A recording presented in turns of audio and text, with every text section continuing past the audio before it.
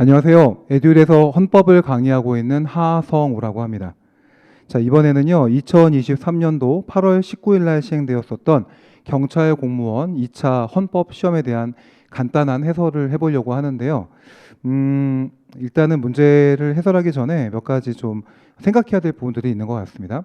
그러니까 경찰 헌법 시험이라고 하는 것 자체가 상대적으로 50점이라고 하는 그 점수를 가지고 있기 때문에 조금씩 소홀한 면이 분명히 있었던 것도 우리들의 사실이기도 했었습니다. 그리고 1차 헌법 자체가 이거는 2022년도 마찬가지이기도 하지만 1차 헌법 시험이 조금 상대적으로 수월하게 출제가 되는 반면 2차 헌법 시험은 조금 더 어렵게 출제가 되는 경향이 2년째 유지가 되고 있다는 특징이 좀 있었고요.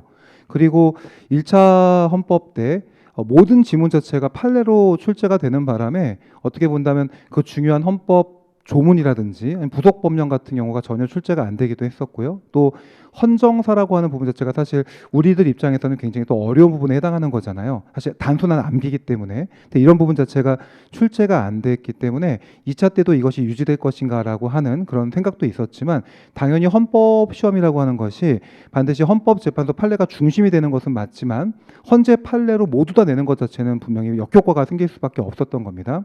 따라서 헌법 조문 자체가 출제가 됐고 그리고 또 간단한 부속 법령들도 출제가 됐다는 점에서 좀 특징이 있었습니다.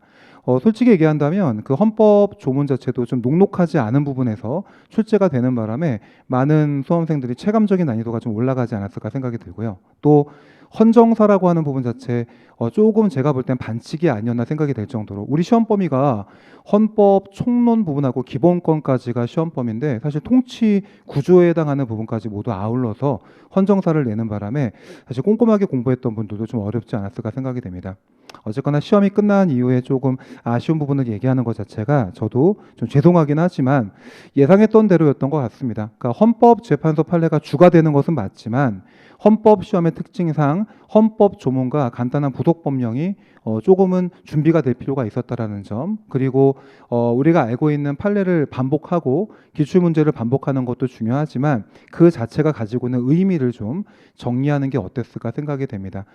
문제를 많이 보다 보면은 내가 문제를 이해한다고 생각하고 문제를 풀지만 사실 이해하기보다는 내가 여러 번 봤기 때문에 내가 알고 있다고 착각하는 경우들이 좀 있었던 거거든요. 그런 부분이 좀 이번 시험에 드러난 것이 아닌가 생각이 됩니다. 상대적으로 좀 어려웠던 시험이라고 볼 수 있고요. 그리고 다양한 분야에서 나왔다라는 게 좀 특징이었습니다. 자, 하나 더 한다면은 기본권 중에서 제일 중요한 게 이제 자유권적 기본권인 거는 많은 분들이 알고 있을 겁니다. 자유권적 기본권 중에서도 신체의 자유가 제일 중요했잖아요. 여지없이 1차 헌법 때는 그쪽에서 무려 9문제가 출제가 됨으로 인해서 거의 반 이상이 출제가 됐다고 볼 수 있었었는데 오히려 2차 헌법 때는 자유권적 기본권이 경제적 기본권까지 포함해가지고 네문항 정도밖에 출제가 되지 않았고 그 중에서도 신체의 자유는 아예 출제가 안 됐다는 점에서 오히려 경찰에서 요구되고 있는 자유권적 기본권에 대한 그 기본적인 시각을 또 배제한 것이 아닌가 이런 생각이 들기도 했었습니다.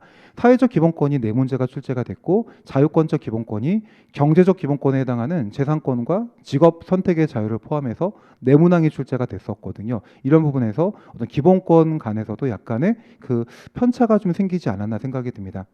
자, 시험이라고 하는 것은 그렇죠. 뭐가 나올 것인가가 중요한 게 아니라 어떤 것이 나왔을 경우에 맞춰내는 게 굉장히 중요할 겁니다. 결국은 나한테 그 문제는 100에 해당하는 것이고 나오지 않았을 땐 0에 해당하는 거니까 그렇습니다. 어쨌거나 수험 전략을 좀 잘 짤 필요가 있다는 생각이 들고요.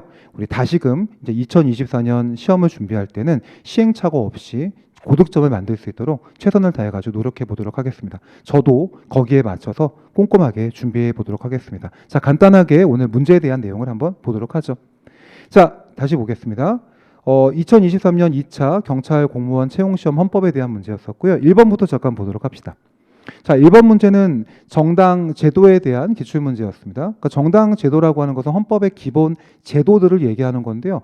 헌법상 기본 제도라고 한다면 뭐 공무원 제도도 있고 정당 제도도 있고 뭐 선거 제도라고 하는 것도 있고요. 이런 등등등 제도들을 기반으로 합니다. 자, 그중에서 적절하지 않은 것은 이었는데요. 뭐 생각보다 어렵진 않았었죠. 하지만 헌법 조문 자체가 정답으로 선택됐다는 특징이 좀 있습니다.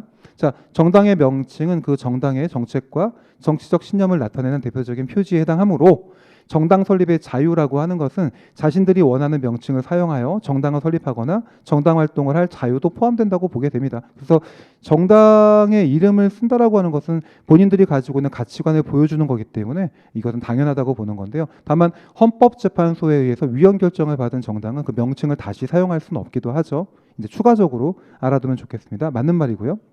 자, 두 번째.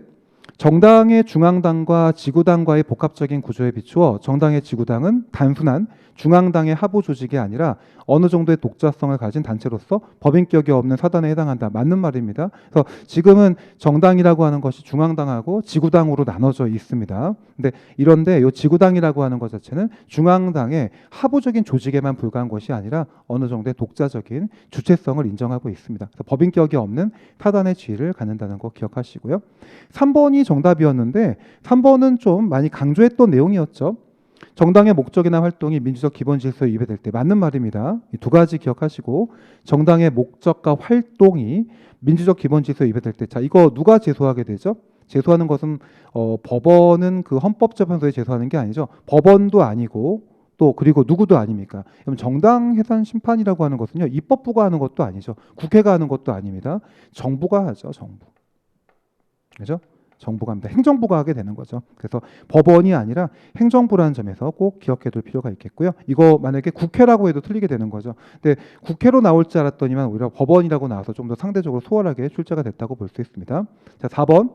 국민이 아닌 자는 정당의 당원이 될 수 없으며 누구든지 둘 이상의 정당의 당원이 되지 못한다라고 하는 부분까지 이야기하고 있는데 사실 마지막 부분은 정당법에 대한 내용이었습니다. 정당법 22조하고 42조를 묶어가지고 출제했다고 볼 수 있는 것이고요.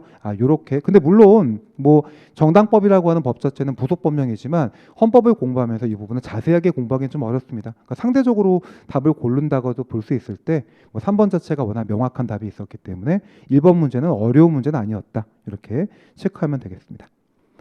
자, 그 다음에 2번 문제 봅시다. 자, 국적에 대한 문제고요. 얘도 마찬가지로 헌법 총론에 해당하는 거고요. 헌법 총론 중에 보게 되면은 대한민국의 국가 형태와 구성 요소 부분이 있잖아요. 그래서 국적이라고 하는 것은 굉장히 중요한 국적법을 바탕으로 하죠. 제가 수업 때 여러 번 얘기했지만 헌법의 부속법령에서 제일 중요한 게 국적법이거든요. 따라서 이쪽 부분도 출제 가능성은 상당히 높았다고 볼 수 있습니다. 자, 1번 같은 경우 봅시다.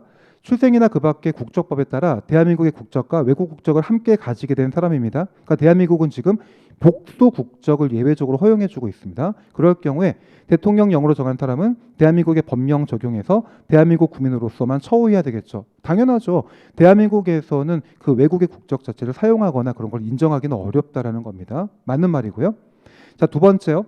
대한민국의 국민이 아닌 자로서 대한민국의 국민인 부 또는 모에 의해서 인지된 자가 대한민국의 민법상 미성년자이면서 출생 당시 부 또는 모가 대한민국 국민이었을 경우에는 법무부 장관에 신고함으로써 대한민국 국적을 취득할 수 있다고 합니다. 이런 부분도 기억해 두시고요. 인지에 의한 국적 취득을 이야기하고 있는 거죠. 국적법 3조에 해당하는 거고 많이 얘기했던 부분이기도 했었습니다.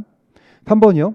직계 존속이 외국에서 영주할 목적 없이 체류한 상태죠. 자, 외국에서 영주할 목적이 없다라고 하는 것은 지금 이 부분에 있어서 병역 의무를 해소할 경우에만 국적 이탈을 신고할 수 있도록 한 거죠. 그러니까 이중 국적이라고 하는 복수 국적의 예외를 인정하는 겁니다. 자, 결국은 영주할 목적 없이 체류한 상태에서 출생했다고 한다라고 하는 것은 이것은 뭐예요? 적어도 병역을 받지 않겠다라고 하는 그런 의사가 다분하다고 볼 수 있는 거거든요. 그래서 만약에 외국에 영주할 목적을 가지고 있다고 하는 거랑 좀 구분해야 됩니다. 없었기 때문에 이런 경우는 어떻게 해야 되죠? 혈통주에 따라 출생과 동시에 대한민국 국적을 취득하게 되고요. 병역 의무를 해소해야만 됩니다. 병역 의무를 반드시 지어야 되고요. 병역 의무를 해소하지 않는다라고 한다면 국적 이탈을 허용할 수 없다라는 거 기억하면 되겠습니다. 4번이 정답이죠. 명확성의 원칙과 관련된 거는 여러 번 얘기했었습니다. 명확성의 원칙은 너무 다양하게 출제가 되고 있기 때문에 명확성의 원칙에 위배되는 판례들 약 20개 정도 있었잖아요. 그거를 딱 정리해 두고 그렇지 않은 거는 명확성의 원칙에 위배되지 않는다. 이렇게 체크하면 되겠습니다. 자, 외국인이 귀화허가를 받기 위해서는 품행이 단정할 것의 요건을 갖추도록 하고 있죠. 이것은 일반 귀화에서 얘기가 되고 있는 거잖아요. 그때 요 품행이 단정할 것이라고 하는 것은 명확성의 원칙에 위배된다고 보지 않습니다. 그러니까 여전히 국적법에는 품행이 단정할 것이라고 하는 것을 일반 귀화의 요건으로 두고 있기도 한 겁니다. 이렇게 정리하면 됩니다. 답은 4번. 됐고요. 자, 3번 문제가 조금 아쉬웠던 문제이기도 합니다. 이 부분이 바로 이제 헌정사에 대한 문제인데 우리 경찰헌법 2022년 1차와 2차 때는 헌정사가 지문으로 출제가 되긴 했었어요. 근데 그때도 사실 좀 만만하지 않은 지문이어서 와, 헌정사 이렇게 되면 좀 힘들지 않겠나 했는데 2023년 1차 헌법 때는 아예 헌정사를 빼버렸단 말이에요. 모든 것을 다 판례로 출제하다 보니까. 근데 이번엔 아예 헌정사를 전체적으로 한 문제를 냈다는 점에서 좀 유의미하긴 했는데 제가 볼 땐 좀 어려웠다는 생각이 듭니다. 물론 이 문제에서 1번하고 2번하고 3번 정도를 알고 있다면 상대적으로 소거법으로 풀면은 되지 않았을까 생각이 들긴 하는데 사실 그거는 시험이 끝난 이후의 이야기지 시험장에서는 그런 거를 생각하기 좀 어려웠을 것 같긴 합니다. 자, 1번 봅시다. 52년도 1차 개정 헌법이죠. 대한민국은 1948년도에 제정 헌법이 있었고 1차 개정 헌법부터 87년 9차 개정 헌법까지 10개의 헌법을 가지고 있습니다. 그중에서 1차 개정 헌법은 국무총리와 국무위원은 국회에 대해서 국무원의 권한에 속하는 일반 국무에 대해서 연대 책임을 지고 이 부분 좀 의미가 있었고요. 각자 행위에 대해서는 개별 책임을 진다고 규정하고 있습니다. 그러니까 1차 개정헌법에서 포인트가 되는 내용이라고 볼 수 있는데 다만 이 부분은 기본권에 대한 부분도 아니고 헌법 총론도 아니고 통치 구조에 해당하는 부분이기 때문에 좀 어렵지 않았나 생각은 듭니다. 자, 2번이요. 2번의 경우는 그러니까 정당 제도라고 하는 것이 굉장히 정당 제도가 강화된 적이 있었거든요. 그때가 바로 5차 개정 헌법 때입니다. 5차 개정 헌법 때는 정당에 가입해야지만 정당 소속으로서 후보자가 될 수 있는 것이고 무소속 같은 경우는 허용하지 않았었거든요. 그러니까 굉장히 정당 국가를 강조했던 시대가 5차 개정 헌법 때였습니다. 자, 62년 5차 개정헌법에서는 국회의원 후보가 되려고 하는 자는 소속 정당의 추천을 받아야 하고요. 국회의원이 임기 중 당적을 이탈하거나 변경할 때 또는 소속 정당이 해산된 때에는 그 자격이 상실되지만 다만 합당 또는 제명으로 소속이 달라지는 경우 이런 어떤 사고에 의한 경우에는 예외로 한다고 규정하고 있습니다. 좀 어려웠었어요. 물론 앞부분은 우리가 이해가 되지만 뒤에 있는 내용 자체를 이거 아니지 않나 이렇게 좀 오해가 생기지 않았을까 생각이 됩니다. 어쨌거나 2번도 맞는 말이고요. 3번, 자 72년도 7차 개정헌법은 제왕적 헌법이라고 얘기를 하죠. 바로 유신헌법을 이야기합니다. 이 당시는 대통령은 통일주체 국민회의에서 토론 없이 무기명 투표로 선거하게 되는 게 맞고요. 그리고 통일주체 국민회의는 무려 국회의원의 3분의 1 이상의 수에 해당하는 국회의원을 선출할 수 있도록 했습니다. 그래서 이것도 맞는 말이 되는 거고요. 자 4번이 이제 어려웠었는데 4번은 1980년 8차 개정헌법은 맞습니다. 그리고 이 자체가 1987년도에 9차 개정헌법으로 그대로 이어지게 되는데 자, 요 내용은 동일해요. 근데 그러면 이거는 결국은 9차 개정헌법 때 네가 지금 이 부분을 알고 있니 문제가 되는 겁니다. 이거 이제 국제법과 관련된 거죠. 보통 저희가 이렇게 얘기를 하잖아요. 잠깐 적어 봅시다. 우리가 성문헌법을 보게 되면은 헌법이 있고 성문법을 보게 되면 그 아래 법률이 있고 그리고 그 아래 명령이라는 게 있죠. 그리고 조례라는 게 있고 그리고 규칙이라는 것이 있습니다. 이럴 경우에 이제 국내법의 순서는 이렇게 되어 있습니다. 헌법 아래 법률이 있고 법률 아래 명령이 있고 명령 아래 조례 있고 조례 아래 규칙이 있죠. 근데 우리 헌법을 보게 되면은 자, 헌법 조문 한번 잠깐 읽어 볼게요. 헌법 조문 6조를 보게 되면 1항에 이렇게 되어 있습니다. 헌법에 의해서 체결 공포된 조약과 일반적으로 승인된 국제법규는 국내법과 같은 효력을 가진다라고 해서 바로 이제 국제법에 해당하는 조약이라고 하는 부분과 그리고 일반적으로 승인된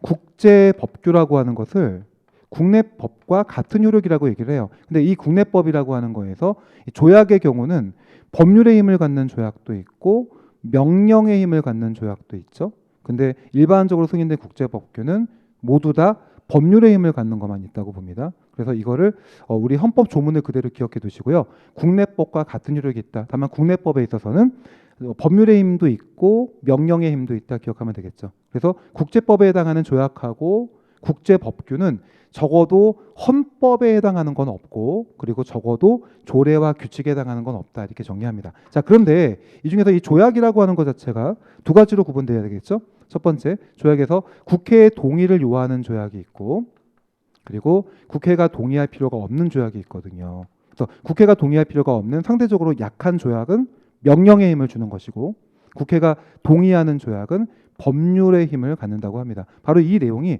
국회가 동의하는 조약을 얘기하는 것이고 국내에서 법률과 같은 효력을 갖는 걸 얘기하죠. 얘는 9차 개정헌법과 8차 개정헌법이 같은 맥락이에요. 그러니까 얘를 알려면 어떻게 해야 되죠? 바로 헌법 조문을 네가 알고 있는지로 가야 될 수밖에 없었던 거예요. 자, 이거는 60조에 있습니다. 지금 현행헌법 60조에 있는데요. 읽어봅시다. 국회가 상호 원조 또는 안전보장에 관한 조약, 국제조직에 관한 조약. 근데 이게 국제조직이라고 하는 것이 그냥 국제조직이 아니에요. 사실은 중요한 국제조직이에요. 이 부분 자체를 찾아내라는 얘기가 되는 거죠. 참 만만하지 않았습니다. 자, 그리고 통상조약이 아니라 우호 통상 항해 조약이라고 합니다. 그래서 그냥 통상조약이 아니라 우호 통상 항해 조약이 돼야 되기 때문에 여기서도 좀 아쉬웠다. 그죠? 나머진 다 맞는 말입니다. 그래서 사실 4번 지문이 기본적으로 8차 개정헌법이 9차 개정헌법으로 그대로 옮겨왔다라는 것도 좀 어려웠었고 그리고 요 내용 자체도 꼼꼼하게 보지 않으면 전혀 손대기 어려운 문제가 아니었나 생각이 됩니다. 저는 조금 괘씸한 문제가 아니었나 생각은 들어요. 그렇지만 뭐 상대평가기 때문에 결국은 1번, 2번, 3번을 제외한다면 4번으로 가야 되지 않을까 생각이 들고요. 제가 볼 때는 이 문제를 2번 선택하신 분들도 좀 있지 않았을까. 왜냐하면 후단부 때문에 그래요. 그러니까 합당이나 제명으로 소속이 달라진 경우도 그때도 당연히 자격 상실이 되지 않을까 이렇게 좀 오해가 생긴 분들이 있었다고 한다면 이게 좀 상대적으로 오답률이 높지 않았을까 생각은 됩니다. 하지만 뭐 헌정사라고 하는 것 자체는 객관적으로 나와 있는 헌법의 변화 자체를 그대로 내는 거기 때문에 조금 아쉽지만 이 문제를 뭐라고 할 수는 없다. 이렇게 좀 정리하면 되겠습니다. 또 하나의 아쉬운 점은 이 부분은 기본권과 관련된 거를 그나마 낸다면 우리 시험 범위에 해당하는 건데 얘는 통치 조직이었기 때문에 우리가 공부하지도 않는 부분 자체를 과거의 헌정사를 문제를 풀라는 얘기 자체가 조금 역설적이지 않았나 생각이 들기도 합니다. 어쨌거나 답은 4번이기 때문에 그대로 이어가도록 합시다. 됐고요. 자, 법치주의입니다. 자, 이번에 2차 헌법은 4번 문제까지가 헌법 총론에 해당하는 부분이었고요. 5번부터가 이제 기본권이 시작됐습니다. 자, 법치주의에 대한 설명으로 옳은 것은 모두 고른 것은인데요. 자, 문제 상당히 개수 문제치고는 충분히 풀 수 있었던 문제가 아닌가 생각이 됩니다. 답은 3번이 되게 되고요. 3개입니다. 자, 1번이 틀렸습니다. 자, 기억번 볼까요? 헌법 37조 2항은 기본권 제한에 관한 일반적인 법률 요구 조항 맞죠? 자, 일반적 법률 요구죠. 모든 국민의 자유와 권리는 국민의 모든 자유와 권리는 국가안전보장 질서유지 공공공리를 위하여 필요한 경우에 한하여 법률로서 제한할 수 있다고 되어 있습니다. 근데 법률요법 원칙은 법률에 의한 규율을 요청하고 있으므로 당연히 기본권 제한은 법률의 근거가 필요하죠. 하지만 반드시 법률의 형식의 필요까지는 없죠. 법률에 중요한 근거를 놔두고 있다면 중요 사항을 유보하고 있다고 한다면 구체적인 위임을 통해서 명령으로도 할 수 있다고 볼 수 있습니다. 그리고 뭐 조례라든지 그런 거로도 예외적으로 가능할 수 있겠죠. 따라서 이 법률의 형식을 반드시 요구하는 건 아니기 때문에 기억번이 틀렸고요. 자, 니은번이요. 법률 요보의 원칙은 단순히 행정작용이 법률의 근거를 두기만 하면 충분한 것이 아니라 국가 공동체와 구성원에게 기본적이고도 중요한 의미를 갖는 영역, 특히 국민의 기본권 실현에 관련된 영역에 있어서는 행정에 맡길 것이 아니라 국민의 대표자인 입법자 스스로 그 본질적인 사항에 대해서 결정해야 한다는 요구까지 내포한다. 당연한 겁니다. 자, 그 다음에 체계 정당성의 원리는 여러 번 강조했던 거죠. 최근에 많이 출제가 되는 겁니다. 체계 정당성의 원리는 동일 규범 내에서 또는 상이한 규범 간의 그 규범의 구조나 내용 또는 규범의 근거가 되는 원칙면에서 상호 배치되거나 모순돼서는 안 된다는 하나의 헌법적 요청이고 이러한 체계 정당성은 비례 원칙이나 평등의 원칙 등 일정한 헌법의 규정이나 원칙을 위반해야 하지만 비로소 위헌이 된다. 즉 체계 정당성의 원리를 위반했다고 바로 위헌이 되는 것은 아니고 이렇게 구체적인 위반이 확인됐을 때 그때 위헌이 된다. 자, 그럼에도 불구하고 입법자는 체계 정당성의 원리에 따라서 입법해야 될 의무는 인정된다. 이렇게 두 가지 강조했던 게 출제가 됐습니다.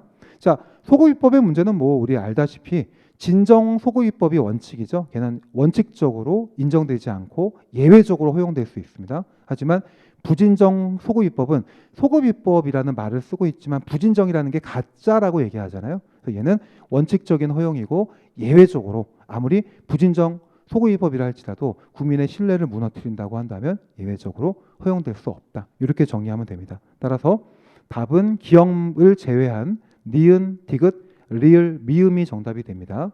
이렇게 정리하면 되겠고요. 답은 3번이었습니다. 자, 법치주의 정도까지 이제 헌법 일반 이론에 해당하는 총론 쪽의 문제였다면, 자, 5번부터는 이제 기본권이 시작이 됩니다. 자, 기본권 한번 잠깐 보도록 합시다. 5번 문제입니다. 자, 기본권의 주체에 대한 설명으로 가장 적절하지 않은 것은인데, 이 문제도 충분히 풀 수 있긴 했었어요. 왜냐하면은 1번하고 3번 자체가 어렵진 않았습니다. 자, 1번하고 3번 먼저 봅시다. 아동과 청소년은 기본권 주체입니다. 인격의 발현을 위해서 어느 정도 부모와 학교의 교사 등 타인에 의하여 결정을 필요로 하는 아직 성숙하지 못한 인격체가 맞지만 부모와 국가에 의한 단순한 보호의 대상이 아닌 독자적인 인격체, 당연하죠. 자, 기본권의 주체는 나이 불문이죠. 자, 그래서 그의 인격권은 성인과 마찬가지로 인간의 존엄성 및 행복 주권을 보장하는 10조에서 보호됩니다. 이거는 뭐 빼박의 지문이라고 볼 수 있겠죠. 자, 3번 봅시다. 정당은 국민의 정치적 의사 형성에 참여하기 위한 조직 맞습니다. 그리고 구성원과는 독립하여 그 자체로서 기본권의 주체가 될 수 있죠. 당연한 겁니다. 정당이라고 하는 것은 정당 그 자체가 바로 법인격을 갖고 있는 법인이라고 볼 수 있는 겁니다. 됐습니다. 따라서 1번하고 3번이 맞는 말이고요. 4번 같은 경우는 주택재개발정비사업조합이 갖고 있는 거, 이 부분을 좀 동그라미 해놓으면 좋겠고요. 주택재개발정비사업조합은 일반적인 조합과 달리 어때요? 얘는 기본권의 수범자의 기능을 한다고 봐요. 그래서 기본권을 지켜야 될 그런 기준도 갖고 있다고 봅니다. 그러므로 행정심판의 피청구인이 된 경우에는 기본권의 주체가 될 수 없다고 봅니다. 됐죠? 이렇게 해주시고, 행정심판의 피청구인이 됐다라고 하는 것은 뭐예요? 행정심판에서 청구를 받은 자가 된 거죠. 그러니까 여기서는 행정심판에서 처분을 행한 쪽에 해당하기 때문에 이렇게 된다면 당연히 기본권의 주체가 되기는 어렵겠죠. 그죠? 기본권의 침해가 되려면 오히려 행정심판을 청구할 수 있는 자격이 된 자가 이런 경우에서는 기본권 자체를 논할 여지가 있긴 하겠죠. 물론 행정심판이나 행정소송이 가능하다면 이 자체는 헌법소원은 불가능하고 헌법소원이 가능하다면 행정심판이나 행정소송은 불가능한 것 자체는 여러 번 얘기하긴 했었습니다. 근데 그럼에도 불구하고 이 문제는 기본권의 주체와 피청구인 자체가 서로 충돌하는 부분이기 때문에 소범자로 기능한다면 기본권 주체성은 없다고 봅니다. 답은 2번이었는데요. 이게 좀 어려웠었습니다. 불법 체류 중인 외국인은 성질상 인간의 권리에 해당하는 신체의 자유 인정됩니다. 주거의 자유 인정되고요. 변호인의 조력을 받을 권리 인정되고요. 당연히 재판 청구도 인정될 수 있겠죠. 그런데 이제 문제가 될 것은 국가인권위원회가 문제가 되는데요. 자, 국가인권위원회의 공정한 조사를 받을 권리 자체는 헌법상 인정되진 않아요. 그래서 불법 체류 중인 외국인한테까지 이 국가인권위에 의한 공정한 조사를 받을 권리를 인정해주진 않습니다. 얘는 법률상의 권리이지 헌법상의 권리로 인정하지는 않는다라는 거예요. 그러니까 만약에 이쪽에서 규정되어 있지 않다고 한다면 불법 체류 중인 외국인은 그죠? 바로 국가인권위원회에 의한 공정한 조사를 받을 권리를 행사할 수 없다라는 겁니다. 이거는 헌법재판소가 2012년도에 그러니까 지금부터 한 10년이 좀 넘었는데 그때 나왔던 판례인데 많이 등장하지 않았던 판례였기 때문에 좀 녹록하지 않았다 생각이 듭니다. 어쨌거나 뒤쪽에서 국가인권위원회가 이 불법 체류 중인 외국인까지 이 공정한 조사의 권리를 인정해주고 있지는 않은데 얘는 헌법상 기본권이 아니기 때문에 정당해질 수밖에 없다. 이렇게 기억합시다. 5번의 답은 2번입니다. 이 문제도 좀 어려웠다고 볼 수 있고요. 자, 6번 문제 봅시다. 다음 사례에 관한 설명으로 가장 적절하지 않은 것은인데요. 자, 이 문제도 좀 많이 출제가 되는 문제죠. 이거는 사례로 나와서 문제가 어려웠지 많이 얘기했던 문제입니다. 자, 이쪽이 문제가 되죠. 자, 공무원이 선거 운동에 기획에 참여하거나 그 기획의 실시에 관여하는 행위를 무조건 못하게 하는 것은 위헌 결정 받았죠, 그죠? 왜 그랬죠? 공무원의 신분을 이용하거나 그랬을 경우에는 이것이 제한되는 것이 맞지만 공무원이라고 하는 신분을 이용하지 않은 상태에서 선거 운동의 기획에 참여할 수도 있는 것이고 그 기획의 실시에 관여할 수도 있기 때문에 이런 것을 전면적으로 금지하는 것 자체는 위헌이다 이렇게 봤었던 사건입니다. 따라서 자 1번부터 봅시다. 어쨌거나 이때 이 갑이라고 하는 공무원은 정치적 표현의 자유와 공무담의권이 동시에 제약을 받는 거라고 볼 수 있고요. 자 2번이 틀렸죠. 저기서 얘기하고 있는 것은 공무원이 선거운동 기회에 참여하거나 실시에 관여하는 행위이기 때문에 얘는 공무담의권이 아니라 뭐가 더 주된 기본권이 되죠? 정치적 표현의 자유가 더 주된 기본권이 될 수 있는 것이고요. 이걸 기본권의 경합이라고 얘기하죠. 하나의 기본권 주체가 여러 가지 기본권을 주장할 때를 기본권 경합이라고 하죠. 그리고 복수의 기본권 주체가 각자 기본권을 주장할 때 기본권의 상충 또는 충돌이라고 얘기하잖아요. 얘는 기본권의 경합의 문제였던 것이고 공무담의권이 아니라 정치적 표현의 자유를 중심으로 판단하게 됩니다. 됐죠? 자 그렇게 하시고 얘는 명확성의 원칙에 위배된다고 볼 수 없고요. 하지만 평등권을 침해한다고 봤죠. 그래서 결론적으로 우리가 알고 있는 판례인데 이 판례가 공무담의권을 판단했는지 정치적 표현의 자유를 판단했는지가 좀 헷갈릴 수 있었지만 당연히 정치적 표현의 자유가 정답이었습니다. 답은 2번이다. 이렇게 볼 수 있고요. 6번 문제는 수험생 입장에서는 또 답변하시는 분들 제가 이제 Q&A 쪽에 답변한 분들이 있는데 이 문제 자체가 좀 헷갈리긴 했었다 하지만 뭐 이 결론을 알고 있었기 때문에 이렇게 속어법으로 풀다 보니까 2번이 답이었던 걸 알았다 이렇게 하는 분들이 좀 있었습니다. 이 정도로 정리해 주시기 바라고요. 자, 7번 문제 봅시다. 7번 문제도 기본권 총론에 해당하는 기본권의 제한과 한계 문제입니다. 자, 기본권의 제한과 한계 부분도 상당히 중요한 부분이죠. 있죠. 자, 긴급재정경제명령은 평상시 헌법 질서에 따른 권력 행사 방법으로서는 대처할 수 없는 재정 경제상의 국가 위기 상황에 처하여 이를 극복하기 위해서 발동되는 비상입법 조치 맞습니다. 여러분 당연히 그래도 아니 과잉금지 원칙의 준수가 요구되지 않는다고요? 그럼 뭐로 제한하려고요? 말도 안 되는 얘기죠. 1번이 답입니다. 자, 두 번째요. 2번 같은 경우는 명확성의 원칙에 위배되지 않는다고 봤고 이 문제를 풀려면 명확성의 원칙에 위배되는 판례들을 따로 모아가지고 정리해야 됩니다. 우리 수업 때 할 거니까요. 그 부분은 그때 정리합시다. 자, 그래서 기본 저희 수업이 어떻게 되어 있습니까? 기본 과정은 이론 중심으로 하고 심화 과정 때 판례를 공부할 때 그때 제가 이 명확성의 원칙에 위배되는 판례들을 모아가지고 정리해 드릴 테니까요. 자, 벌써 2번 등장했죠. 앞에서도 명확성의 원칙에 위배되는지 안 되는지를 판단할 수 있습니다. 자, 세 번째요. 교도소의 안전 및 질서 유지를 위해서 행해지는 규율과 징계로 인한 수용자의 기본권의 제한도 다른 방법으로는 그 목적을 달성할 수 없는 경우에만 예외적으로 허용돼야 되겠죠. 자, 무슨 얘기입니까? 자, 아무리 수용자라 할지라도 그들에 대한 기본권을 제한할 때는 어때야 돼요? 최대한 엄격하게 해줄 필요가 있다는 점을 언급하고 있는 겁니다. 자, 마지막 부분도 중요한 내용이죠. 사회복무요원의 정치적 행위를 금지하는 병역법의 조항, 그 밖의 정치단체에 가입하는 등 정치 목적을 지닌 행위에 관한 부분은 과잉금지 원칙에 위배되어 사회복무요원인 청구인의 정치적 표현의 자유 및 결사의 자유를 침해한다고 하는 굉장히 중요한 판례죠. 그래서 이 부분은 사회복무요원하고 교사의 부분에서 문제가 됐던 판례 두 가지가 항상 출제가 될 수 있다고 얘기했었고 그것이 직접적으로 출제가 된 것입니다. 자, 이 판례 같은 경우는 명확성의 원칙도 위배된다고 봤었던 대표적인 판례기도 한다는 점 기억하면 되겠습니다. 됐습니다. 답은 1번이 됩니다. 자, 8번 문제 봅시다. 자, 인간의 존엄과 같이 행복 추구권에 관한 설명으로 가장 적절한 것은 헌법 10조를 묶어가지고 출제를 했네요. 근데 보통 인간의 존엄과 같이 행복 추구권, 평등권이라고 하는 부분 자체가 나눠지게 되는데 이번에 2차 경찰 헌법은 8번에서는 인간의 존엄과 같이 9번에서는 평등권이라고 하는 것을 사이좋게 한 문제씩 출제를 했습니다. 자, 1번입니다. 행복 추구권에서 도출되는 일반적 행동의 자유는 적극적으로 자유롭게 행동할 수 있는 것은 물론 소극적으로 행동하지 않을 자유도 포함하므로 교통사고 발생 시 사상자 구조 등 필요한 조치를 하지 않은 자에 대한 형사처벌을 규정한 것은 말도 안 되죠, 여러분들. 교통사고를 발생시켰으면 당연히 사상자 구호해야죠. 이런 부분 자체를 형사처벌한다고 해서 일반적 행동 자유권을 침해한다고 하면 이게 나랍니까? 말도 안 되는 겁니다. 답은 1번이 답이 됩니다. 자, 2번이요. 자기 책임의 원리는 자기결정권의 한계 논리로서 책임 부담의 근거로 기능하는 동시에 자기가 결정하지 않은 것이나 결정할 수 없는 것에 대해서는 책임을 지지 않고 책임 부담의 범위도 스스로 결정하는 결과 내지 그와 상관관계가 있는 부분에 국한됨을 의미하는 책임의 한정 원리로 기능한다. 좀 문장이 길지만 논리적으로 맞는 말이고요. 3번 교정시설의 1인당 수용 면적이 수형자의 인간으로서의 기본 욕구에 따른 생활조차 어렵게 할 만큼 지나치게 협소하다면, 그래서 이것도 많이 언급했던 판례였던 것 같습니다.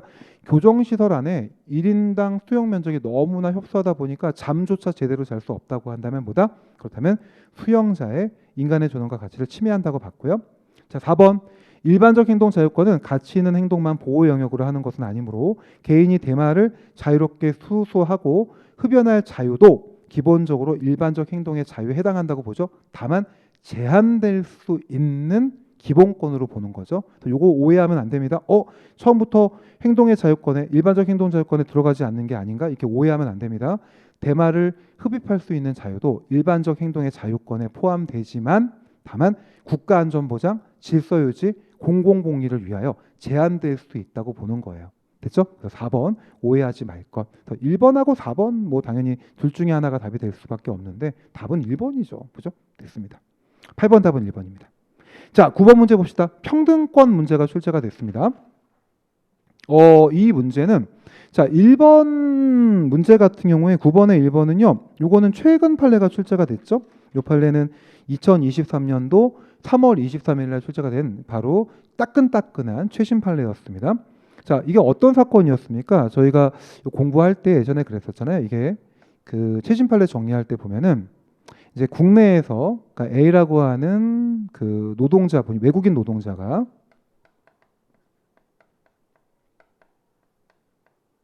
그죠? 사망했던 사건이에요. 그죠? 이게 좀 건설 현장에서 사망을 하게 됐는데 그러면 산업재해 보상 보험법이 적용되게 되는데요. 근데 이제 그러면 A 외국인 노동자한테 유가족인 B가 있다고 합시다. 유가족이에요. 유가족이 국내에 있을 수도 있고 한 분은 국외에 있을 수도 있겠죠. 유가족은. 이 사건은 이제 베트남 그 외국인 노동자 사건이었었는데, 자, 근데 이 경우에 국내에 있는 유가족한테는 뭐를 줄 수 있다? 그때는 당연히 산업재해보상보험법상에 의해 가지고 이 부분에 대해서 이런 그 보상보험을 줬단 말이에요. 근데 이쪽은 안 줬던 사건입니다. 말도 안 되죠, 그죠? 국외에 있건 국내에 있건 간에 차별하면 안 되는 겁니다. 이것은 평등 원칙에 위배된다고 봤던 사건이 이거 최신 판례였습니다.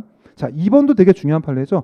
자, 후원의 지정권자는 지금 모두 다 위헌 결정이 나오고 있는데 이 판례는 2022년 말에 있었던 사건이죠. 2022년 이 판례가 연도만 잠깐 볼게요. 그죠? 11월 24일에 있던 판례입니다. 그래서 여기서 국회의원과 달리 지방의회 의원에게 후원의 지정권자를 지정을 제외하고 있는 것은 평등권을 침해한다고 봤던 거죠. 그래서 이거 업무 특성을 고려할 때 합리적인 차별이 아니라 위헌이라고 결정했었던 거, 이거 되게 중요시했던 판례였습니다. 나올 수 있다고 얘기했던 거니까 출제가 됐습니다. 침해하지 않는다가 아니라 침해합니다. 답은 2번이고요. 자, 3번이요. 국군 포로로서 억류 기간 동안의 보수를 지급받을 권리를 국내로 귀환하여 등록 절차를 거친 자에게만 인정합니다. 얘는 어쨌거나 등록이 돼야지만 거기에 맞춰 가지고 보수를 지급받을 수 있게 하는 것이기 때문에 이런 부분은 차별이라고 보진 않았습니다. 됐고요. 자, 사회복무요원에게 현역병의 봉급에 해당하는 보수를 지급하도록 정합니다. 근데 사회복무요원이 화가 난 거예요. 자, 왜냐하면 사회복무요원은 집에서 출퇴근하게 되잖아요. 야, 나 교통비하고 그다음에 점심비용하고 다 이런 거 지급해야 되지 않아?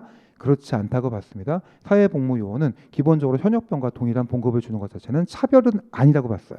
됐죠? 그래서 얘는 평등권을 침해하지 않습니다. 됐습니다. 답은 9번 답은 2번이다. 문제 기억하시고 최신 판례가 2개나 출제가 됐구나 체크하시면 되겠습니다. 됐습니다. 물론 뭐 3번 판례 같은 경우도 2022년 12월 22일 판례이기 때문에 얘도 최신 판례였다고 볼 수 있겠죠. 물론 뭐 4번 판례 같은 경우도 2019년 판례이기 때문에 결국 이 9번에 해당하는 문제들은 모두 최근의 판례들을 모아가지고 출제했다 생각하면 되겠습니다. 자, 10번 문제 봅시다. 자, 직업의 자유가 출제가 됐습니다. 직업의 자유 중에서 1번 지문은 조금 많이 다루지 않았던 판례이긴 했었습니다. 사회복무요원은 출퇴근 근무를 원칙으로 하며 퇴근 이후에는 상대적으로 자유로운 생활관계를 형성하고 있죠. 그러므로 사회복무요원이 복무기간에 장애 허가 없이 다른 직무를 겸하는 행위를 한 경우, 이거 하면 안 되죠, 여러분들. 사회복무요원은 군인의 역할을 하고 있는 거잖아요. 물론 사회복무를 대체하는 대체 형식의 그 보충역에 해당하는 거긴 합니다. 자, 이 경우 경고 처분하고 경고 처분 횟수가 더해질 때마다 5일을 연장해서 복무하도록 하는 것은 이것은 직업의 자유를 침해하는 거라고 보진 않았습니다. 됐죠? 요거 침해하진 않습니다. 이 정도가 된다면 당연히 어때요? 아니 다른 직무 겸하는 행위를 금지하고 있기 때문에 이거를 직업의 자유를 침해한다고 보기는 무리일 수가 있겠죠. 답은 1번이 되고요. 자, 2번 볼까요? 2번 판례도 상당히 중요한 판례죠. 이 판례도 최신 판례가 출제가 됐습니다. 사설 경비업을 허가받은 경기업자로 하여금 허가받은 경비 업무 외의 업무에 경비원을 종사하게 하는 것을 금지하는 것 자체는 뭐죠? 이것은 그죠? 시설 경비업을 수행하는 경비업자의 직업의 자유를 침해한다고 봤죠. 자, 요 판례의 의미는 뭐냐면 이제 경비를 할 때 그러니까 경비업에는요. 경비라고 하는 거 외에도 어때요? 뭐 자동차 같은 경우, 그러니까 만약에 이게 아파트라고 한다면 아파트 같은 경우에 주차 같은 경우도 해야 되고요. 그죠? 아니면 쓰레기 같은 경우도 있겠죠. 자, 이런 업무들도 같이 해주실 때가 있잖아요. 근데 경비업을 할 때 이런 걸 못하게 한다? 말도 안 되는 거죠. 그렇죠? 이런 것도 같이 할 수 있어야 되기 때문에 이런 부분을 만약에 업무에 종사하게 한 경우에 허가를 취소하게 한다는 것은 과도한 기본권의 제한일 수밖에 없는 겁니다. 현실적으로 주차나 쓰레기와 같은 이런 부분들도 모두 경비업을 하는 분들이 동시에 같이 겸업할 수 있는 경우가 있기 때문에 이런 거를 했을 경우에 허가를 취소하게 하는 것은 직업의 자유를 침해한다고 볼 수밖에 없겠죠. 이 판례 최신 판례로서 강조했던 판례이기도 하고요. 2023년 3월 23일 날 출제가 나왔던 판례이기도 합니다. 자, 3번 시각장애인 안마사 판례는 뭐 워낙 많이 얘기했던 것이고요. 직업 선택의 자유를 침해한다고 볼 수 없겠죠. 비명 제외 기준은 정당하다고 봤습니다. 자, 4번 판례도 조금 어려울 수 있는 판례인데 이거는 최근 문제죠. 자, 이거 어떤 내용이냐면 구분을 해야 됩니다. 변호사 자격을 받으면 과거에는 세무사 자격을 받았습니다. 자, 그럼 세무사업을 할 수 있습니다. 자, 그때 이제 문제가 됐던 것이 뭐냐면 세무사들이 이런 얘기를 했던 거예요. 야, 지금 세무를 제대로 모르면서 세무사 자격을 얻어가지고 세무사 되는 건 안 돼. 이거는 여러분들 막을 수 없습니다. 왜냐하면 세무사 자격이 있다고 한다면 그 자격을 바탕으로 세무사 활동을 하는 것을 막을 수 없습니다. 근데 이제 이 사건은 어떤 사건이냐면 과거에 사법시험일 때는 사법시험에 합격하게 되면은 세무사 자격증을 줬었어요. 자, 그런데 지금 변호사 시험은 지금 로스쿨에서 보는 시험이 변호사 시험이죠. 이 시험은 뭐죠? 세무사 자격을 안 줍니다. 그래서 변시는요. 변호사 시험 그 자체만 주는 거고요. 사법시험은 과거에 사법시험에 합격하면 다른 자격증 자체를 굉장히 많이 주기도 했었단 말이에요. 자, 근데 이 사건이죠. 세무사 자격을 줬던 거에서 주지 않게 된 것 자체는 뭐다? 이것은 직업 선택의 자유를 침해한다고 볼 수 없다고 한 거죠. 자, 변호사 자격이 있는 자에게 더 이상 세무사 자격을 부여하지 않는 세무사법 조항은 시행일 이후 변호사 자격을 취득한 청구인의 직업 선택의 자유를 침해한다고 볼 수 없다. 요 판례입니다. 그래서 지금은 변호사 시험을 봤을 때 세무사 자격증을 주지 않는 것은 정당하다고 봤던 사건이기 때문에 4번은 맞다고 볼 수 있겠죠. 답은 1번이었습니다. 10번 답은 1번이고요. 이것은 2022년 9월 29일 판례가 되겠네요. 29일 판례고요. 그리고 2019 헌마 938이죠. 2019 헌마 938 판례였습니다. 자, 이렇게 기억하면 되겠습니다. 10번 답은 1번이었다. 체크하시고요. 그래서 이거는 합헌이었기 때문에 우리가 위헌 위주로 공부했기 때문에 좀 생소했다고 볼 수 있기도 합니다. 자, 11번 봅시다. 사생활의 비밀과 자유에 대한 설명으로 가장 적절하지 않은 것은입니다. 1번이요. 인터넷 언론사에 공개된 게시판 대화방에서 스스로가 중요하죠. 의사회기에서 정당 후보자에 대한 지지나 반대의 글을 게시한 경우는 이것은 사생활의 비밀의 자유의 보호 영역에 해당한다고 볼 수 있나요? 없나요? 없죠. 이미 자기가 표현했기 때문에 이건 표현의 자유 쪽으로 가야 되는 것이지 사생활의 비밀의 자유 영역은 아니라고 봐야 됩니다. 자, 2번이요. 공직자의 공무집행과 직접 관련이 없는 개인적인 사생활에 관한 사실은 어떠한 경우에도 공적인 관심사안에 해당할 수 없다. 이렇지는 않죠, 그죠? 아무래도 공직자라고 한다면, 그죠? 이 부분은 일반적인 거랑 좀 달리 판단할 수 있기 때문에 사생활에 관한 사안이라 할지라도 공적인 관심사안에 해당할 여지가 있다고 봅니다. 답은 2번이고요. 좀 상대적으로 쉬웠습니다. 자, 3번. 공직선거에 후보자로 등록하고자 하는 자에게 실효된 형을 포함한 금고 이상의 형의 범죄 경력에 관한 증명 서류를 제출하도록 하는 것은 뭐죠? 얘는 사생활의 비밀과 자유를 침해한다고 볼 수 없죠. 왜 그랬을까요? 그만큼 공직선거라고 하는 것은 어때야 돼요? 우리가 뽑고자 하는 그 정책결정권자가 어떤 사람인지를 투명하게 볼 필요가 있다라고 하는 겁니다. 따라서 과거에 실효된 형이라 할지라도 금고 이상의 형의 범죄 경력이 있다고 한다면 이것은 알 권리가 더 중시된다고 봐요. 됐습니다. 자, 4번이요. 금융감독원의 4급 이상의 직원에 대한 재산 등록 의무를 부과하고 있는 것 정당하다고 봤죠? 이거 둘이 구분해야 되겠죠? 근데 이거 말고 일반적으로 요 부분하고 달리 그 4급 이상의 공무원에 대해서 병역의 면제 사유를 알리는 것 자체는 뭐예요? 그냥 사생활의 비밀과 자유를 침해하기도 합니다. 하지만 이것은 뭐예요? 금융감독원이 갖고 있는 그만큼 중요도가 있기 때문에 4급 이상의 직원에 대해서 재산 등록 의무를 주는 것 자체는 사생활의 비밀과 자유를 침해하지 않는 거죠. 둘이 구분하라고 했던 거 수업 때 여러 번 강조했던 것 같습니다. 답은 뭐 2번이기 때문에 다른 걸 몰랐다 할지라도 상대적으로 답을 고를 수 있었던 문제였던 것 같습니다. 자, 사생활의 자유 문제였고요. 자, 12번 봅시다. 학문과 예술의 자유에 대한 설명으로 가장 적절하지 않은 것입니다. 바로 자유권적 기본권 중에서 정신적 기본권에 해당하는 부분이 출제가 됐습니다. 자, 1번.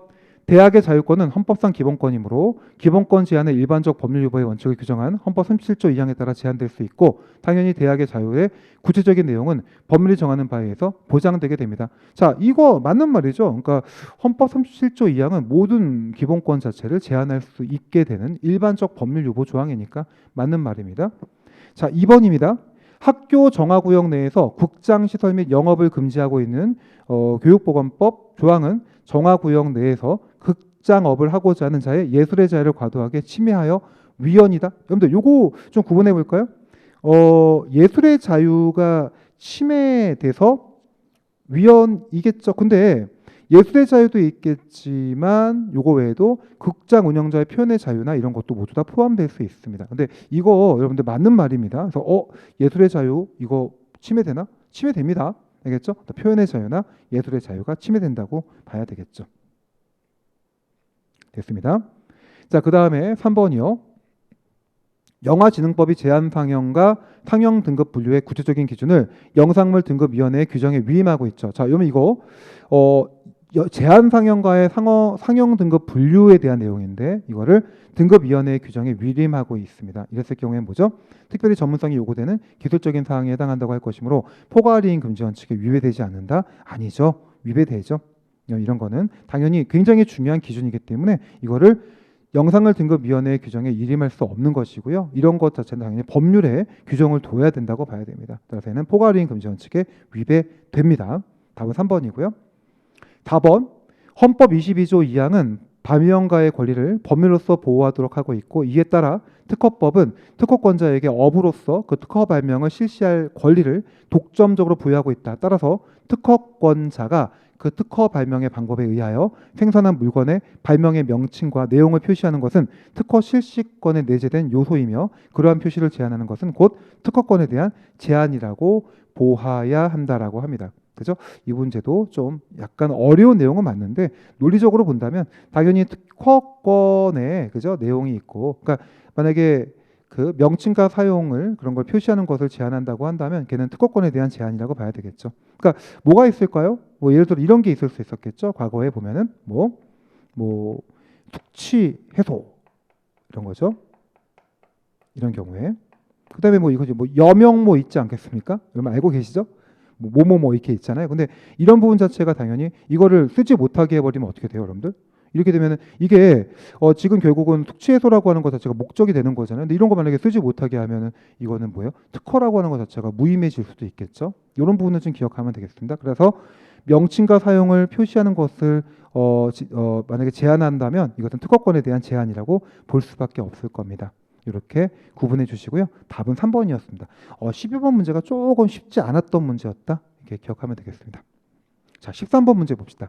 재산권에 대한 설명으로 가장 적절한 것은 그러니까 지금 자유권적 기본권 자체가 우리가 보통 공부했었던 신체의 자유 쪽보다는 조금 그 등한시했던 부분에서 출제가 많이 됐기 때문에 조금 상대적으로 어렵게 느껴지지 않았나 생각이 됩니다. 자, 1번 헌법의 재산권 조항은 사유재산의 사용과 그 처분을 포함하는 것인 바 유언자가 생전에 최종적으로 자신의 재산에 대해서 처분할 수 있는 법적 가능성을 의미하는 유언의 자유가 생전 증여에 의한 처분과 마찬가지로 헌법상 재산권의 보호를 받는 것은 아니다? 여러분 1번 아니 당연히 여러분들 왜 보호를 안 받아요? 유언의 자유는 헌법상 보호돼야죠. 1번은 말도 안 되는 내용이고요.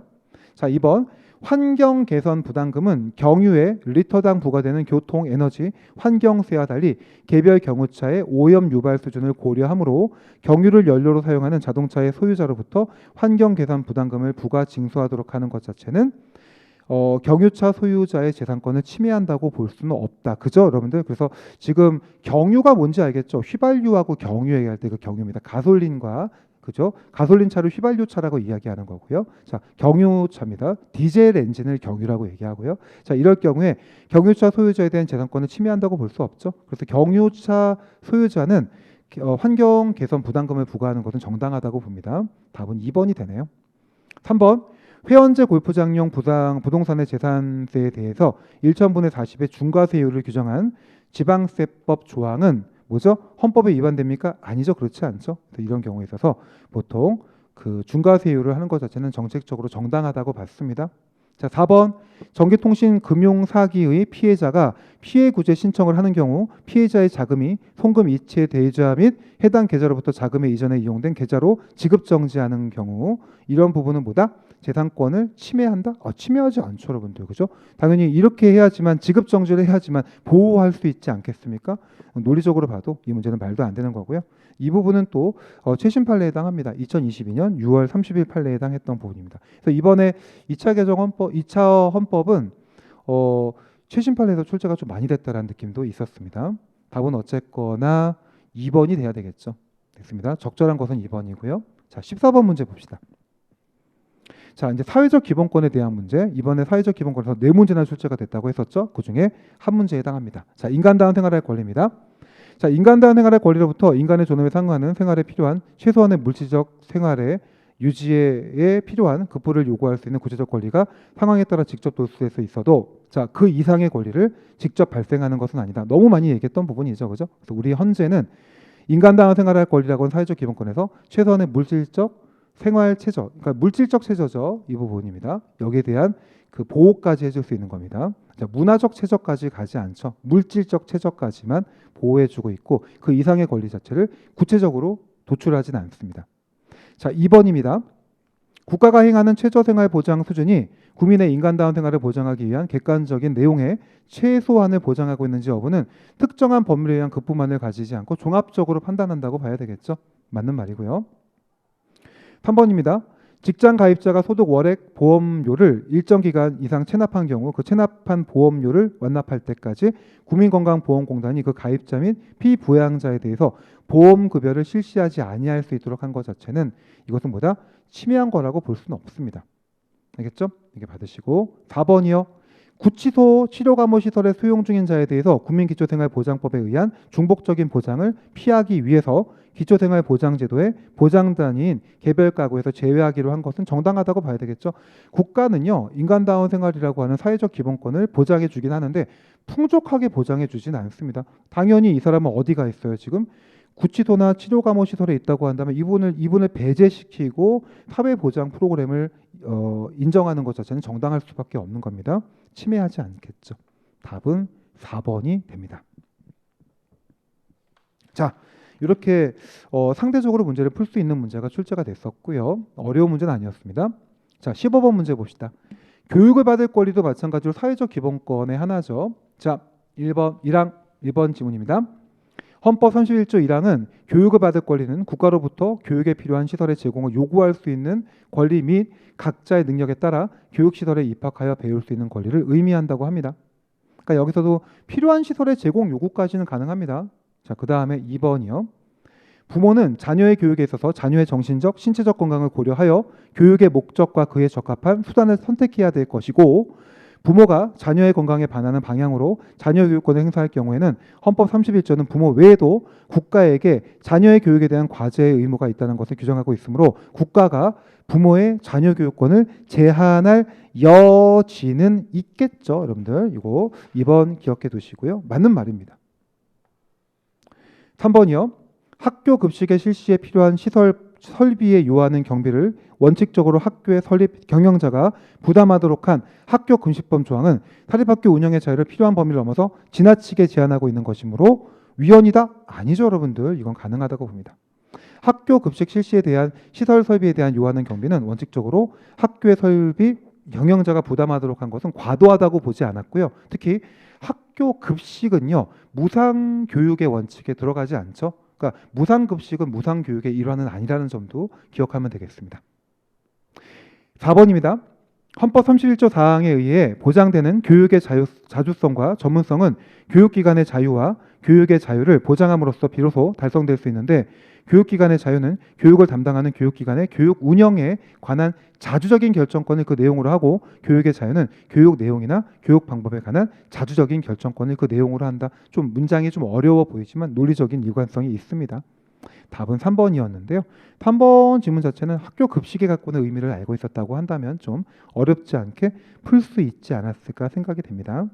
이거는 2010년도 나왔던 헌재 판례를 냈다고 볼 수 있습니다. 답은 3번이고요. 자, 16번 문제 이어가 봅시다. 근로상권 문제, 다시 한번 또 사회적 기본권 쪽에서 출제가 됐습니다. 뭐 근로상권이나 근로권은 워낙 또 중요한 사회적 기본권이라는 점 다 알고 계시니까요. 확인해 봅시다. 1번입니다. 노동조합을 설립할 때 행정관청에 설립신고서를 제출하도록 하는 것, 당연히 어때요? 이거는 설립신고서를 제출하는 거죠. 그러니까 신고기 때문에 허가제라고 볼 수 없습니다. 여러분들 이거 신고와 신청이 다른 거죠. 그러니까 신청했을 경우에 이때는 허가가 이루어지게 되지만, 신고라고 하는 것은 일정한 형식적인 요건을 갖춰서 하게 되는 거기 때문에 신고와 신청은 다르다고 볼 수 있습니다. 그래서 얘는 허가제라고 볼 수 없다. 1번 질문 맞는 말이고요. 자, 2번 질문 볼까요? 법령 등에 의하여 국가 또는 지자체가 그 권한으로 행하는 정책 결정에 관한 사항, 임용권의 행사 등 그 기관의 관리 운영에 관한 사항으로서 근무 조건과 직접 관련되지 아니하는 사항을 공무원 노동조합의 단체 교섭 대상에서 제외하고 있는 것은 어때요? 당연히 명확성의 원칙에 위배되는 것은 아니죠. 또 명확성 원칙 문제가 출제가 됐네요. 그죠? 얘는 제가 심화 판례 때 한꺼번에 정리할 거라고 했던 거 기억하시면 되겠습니다. 맞는 말입니다. 자, 세 번째입니다. 근로자들의 단체 행동권. 자, 단체 행동권이라고 하는 것은 근로상권의 맨 마지막에 해당하죠. 근로상권은 단결권이 있고 단체 교섭권이 있고, 단체 교섭을 통해서 단체 협약을 체결하게 되는 겁니다. 자, 그리고 마지막으로 이거 두 가지가 불가능했을 때 단체 행동권이 있죠. 단체 행동권을 보통 파업이라는 얘기도 많이 쓰기도 합니다. 자, 이럴 경우에 근로자의 단체 행동권은 집단적 실력 행사로서 미력의 요소를 가지고 있으므로 사용자의 재산이나 직업의 자유, 경제활동의 자유를 현저히 침해하고 거래 질서나 국가 경제에 중대한 영향을 미치는 일정한 단체 행동권의 행사에 대해서는 제한이 가능할 수 있다고 봐야 되겠죠. 그죠? 됐고요. 자, 마지막입니다. 방위산업체에 대해서 지정된 주요 방산업체에 종사하는 근로자 중 전력 용수 및 주로 방산 물자를 생산하는 업무에 종사하는 자는, 자, 이거 아니죠. 단체 교섭이 아닙니다. 자, 이분들한테 지금 제한되는 것은 뭐예요? 단체 행동권이죠. 자, 여기서 이 앞에 있는 두 개는 당연히 인정될 수 있는 겁니다. 그러니까 노동조합을 만들 수 있는 권리와 그 노동조합 등을 통해서 단체 교섭을 할 수 있는 권리는 인정되고요. 단체 행동권에 있어서 제한이 될 수 있는 겁니다. 어디가 틀린 거죠? 단체 교섭을 할 수 없다가 아니라 단체 행동권을 할 수 없다가 돼야 되는 겁니다. 16번 답은 4번 이렇게 체크하시면 됩니다. 자, 우리 헌법 33조 3항에도 나와 있잖아요. 법률이 정하는 주요 방위 산업체에 종사하는 근로자의 단체 행동권은 법률이 정하는 바에 의해서 이를 제한하거나 인정하지 아니할 수 있다고 되어 있고요. 그리고 자, 이 부분은 노동조합 및 노동관계 조정법이라고 하는 노노법이라고 하는 겁니다. 바로 이 단체적인 그 노동과 관련된 부분을 규율하고 있는 법을 얘기하는데, 이 법의 2항에 있는 것을 그대로 출제했다고 볼 수 있습니다. 자, 읽어볼게요. 방위사업법에 의하면 의하에 지정된 주요 방위산업체에 종사하는 근로자 중 전력, 용수 및 주로 방산 물자를 생산하는 업무에 종사하는 자는 쟁의행위를 할 수 없다. 바로 조문을 그대로 출제한 거기 때문에 아까 말씀드린 대로 판례뿐만이 아니라 법령도 출제를 했구나, 이렇게 의미가 있었던 문제입니다. 다만 이 문제는요, 헌법에서 이미 이 부분을 숙지하고 있었다고 한다면 그렇게 어렵지 않게 풀 수 있지 않았을까 생각은 됩니다. 16번 답은 4번입니다. 자, 17번 문제 보겠습니다. 17번은 청구권적 기본권인데 이번 시험의 특징은 청구권적 기본권도 무려 3문제가 출제가 됐다는 점입니다. 재판 청구권에서 하나, 그리고 국가배상 청구권에서 하나, 마지막으로 형사보상 청구권에서 3문제가 출제가 됐습니다. 자, 이거 17번 어려웠었어요. 자, 헌법 27조 너 제대로 알고 있냐? 이걸 낸 건데 되게 난감했을 것 같습니다. 그만큼 꼼꼼하게 헌법 조문을 보라는 문제였다고 볼 수 있습니다. 자, 봅시다. 모든 국민은 법률이 정한 법관에 의하여 공개 재판을 받을 권리를 가진다. 이거 속으면 안 되죠. 모든 국민은요. 자, 법률이 아닙니다. 헌법과 법률입니다. 와.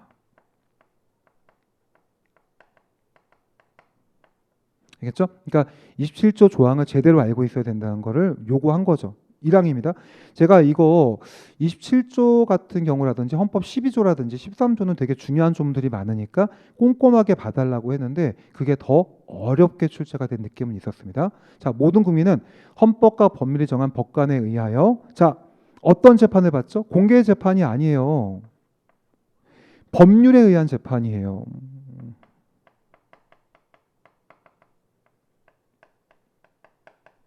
그러니까 내용이 맞는다고 정답이 되는 건 아니었다라는 겁니다. 그래서 기억번은 X가 답이 됩니다. 자, 니은번이요. 군인 또는 군무원이 아닌 자는 이건 많이 봤던 거죠. 대한민국의 영역 안에서 중대한 군사상의 기밀, 초병, 초소, 유도금신물 공급, 포로, 군용물에 대한 죄는 맞습니다. 여기까지는 맞아요. 근데 뒤가 틀렸네요. 뒤가 뭡니까? 자, 이때는 비상계엄이죠. 비상계엄이 선포된 경우. 그래서 계엄 아니에요. 계엄은 경비계엄이라는 것이 포함되기 때문에 계엄으로 하면 안 됩니다. 또 긴급명령이라는 것은 또 규정되어 있지 않습니다. 그래서 비상계엄이 선포된 경우이기 때문에 군사재판을 받지 않는 경우입니다. 답은 X. 이렇게 되면 답이 몇 번이 되죠? 4번이 되네요. 자, 3번 봅시다. 디귿번. 모든 국민은 신속한 재판을 받을 권리를 가진다. 맞습니다. 근데 형사 피고인은 정당한 이유가 아닙니다. 이 부분도 어려웠네요. 상당한 이유예요. 상당한 이유가 없는 한 지체 없이 공정한 재판을 받을 권리를 갖습니다. 그래서 X가 되고요. 마지막이 맞는 말이네요. 그죠? 형사 피고인은 유죄의 판결이 확정될 때까지는 무죄로 추정합니다. 답은 4번이 됩니다. 야, 이렇게 27조 1항, 2항, 3항, 4항을 기역, 니은, 디귿, 리을로 그냥 사이좋게 출제했다고 볼 수 있고요. 의외로 많이 틀렸던 문제, 좀 억울할 수 있었던 문제입니다. 답은 4번이었습니다. 자, 18번 문제 봅시다. 국가배상 청구권은 제가 수업에서 많이 좀 강조했던 내용이기도 했었죠. 상당히 생각보다 틀려서는 안 되는 내용이 주로 출제가 됐던 것 같습니다. 자, 1번이 답이죠. 자, 헌법 29조 그쪽의 단서에 해당하는 이중배상 금지 원칙을 그대로 출제했던 겁니다. 그죠? 자, 봅시다. 군인, 군무원, 경찰 공무원, 기타 법률이 정하는 자가 전투, 훈련 등 직무집행과 관련해서 받은 손해에 대해서 법률이 정하는 보상 외에 국가 또는 공공단체에 공무원의 직무상 불법행위로 인한 정당한 배상을 청구할 수 있다? 없죠. 이거 뭐라고 합니까? 이중 배상 금지의 원칙이죠. 이거 굉장히 안 좋은 법인데 헌법에 규정되어 있기 때문에 위헌 결정을 할 수 없다고 했었죠. 헌법 자체는 위헌이 아닌 거고요. 또 여기에 이어서 만들어지는 국가배상법도 위헌이 아닌 겁니다. 맞는 말이고요. 자, 그러니까 배상 청구할 수 없습니다. 자, 특수임무 수행자 등이 보상금 등의 지급 결정에 동의한 때 특수임무 수행, 이거 특수임무 수행자에 대해서 국가배상 청구권 침해하지 않는다라고 하는 것도 많이 얘기했던 것 같습니다. 특수임무 수행자가 부파공작원 같은 그런 경우를 예를 든다고 판례 공부할 때 정리했던 거죠. 자, 세 번째, 국가배상 청구권의 성립 요건으로서 공무원의 고의 또는 과실을 규정함으로써 무과실 책임을 인정하지 않는 국가배상법 조항에 입법자 입법 형성권의 자의적 행사로서 국가배상 청구권을 침해한다고 볼 수 없죠. 자, 그래서 국가배상법 같은 경우는 국가배상법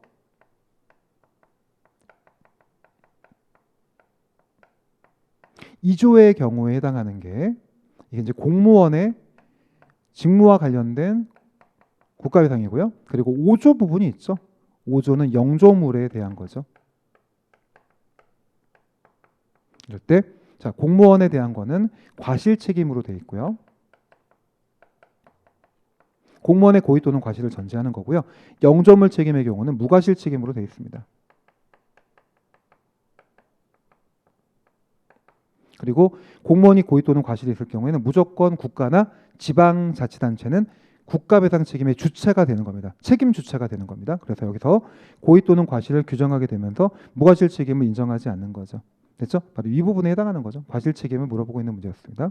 4번 국가배상법은 외국인인 피해자인 경우에 해당 국가의 상호 보증이 있을 때 국가배상법을 적용할 수 있다고 하죠. 그래서 국가배상은 상호 보증입니다. 요거는 제가 일본 여성이 대한민국에서 국가배상을 청구한 적이 있다 이렇게 얘기했던 거 그것이 다시 한번 확인해서 출제가 됐다고 볼 수 있습니다. 답은 1번.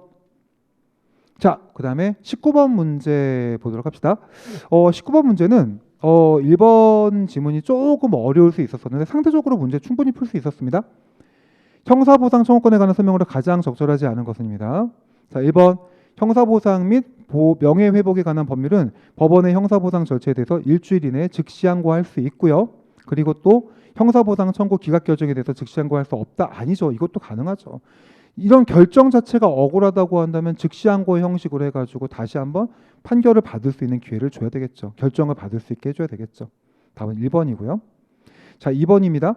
형사 피의자 또는 형사 피고인으로서 구금되었던 자가 법률이 정하는 불기소 처분을 받거나 무죄 판결을 받은 때에는 법률이 정하는 바에서 국가의 정당한 보상을 청구할 수 있죠. 이게 바로 형사보상 청구권의 개념이고요. 자, 3번도 많이 강조했던 겁니다. 3년 그리고 5년 기억해 달라고 했던 거고요. 이것은 이제 이거를 제소할 수 있는 기간이 되는 거죠. 청구할 수 있는 기간입니다. 자, 4번 무죄 판결이 확정된 피고인에게 국선 변호인 보수를 기준으로 소송 비용의 보상을 청구할 수 있는 권리는 구금되었음을 전제로 하는 28조의 형사보상 청구권과는 달리 헌법적 차원의 권리라고 볼 수는 없는 것이고 입법자가 입법의 목적, 국가의 경제적, 사회적, 정책적 사정 등을 참작하여 제정하는 법률의 적용 요건, 적용 대상, 범위 등 구체적인 사항이 규정될 때 비로소 형성되는 법률상 권리에 불과하다. 상당히 좀 어려운 내용에 해당합니다.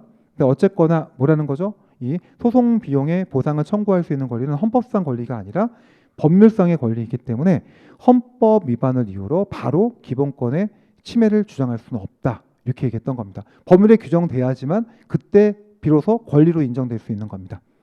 자, 이 문제 같은 경우도 사실은 1번하고 4번 부분에서 헷갈렸던 분들이 좀 있었었는데 1번이 당연히 답이 될 수밖에 없습니다. 기각 결정에 대해서 항고를 할 수 없게 된다는 것은 뭐죠? 침묵하라는 얘기밖에 안 되는 거잖아요. 그러니까 여기서 당연히 억울함에 대해서 다시 한번 결정을 받고서 그죠? 이 부분에 대해서 판단을 받을 수 있게 해주는 것이 맞겠죠. 19번 답은 1번으로 가는 것이 맞습니다. 됐고요. 자, 20번 문제 보겠습니다. 20번은 혼인과 가족생활이라고 하고 이쪽도 사회적 기본권에 해당하는 부분입니다.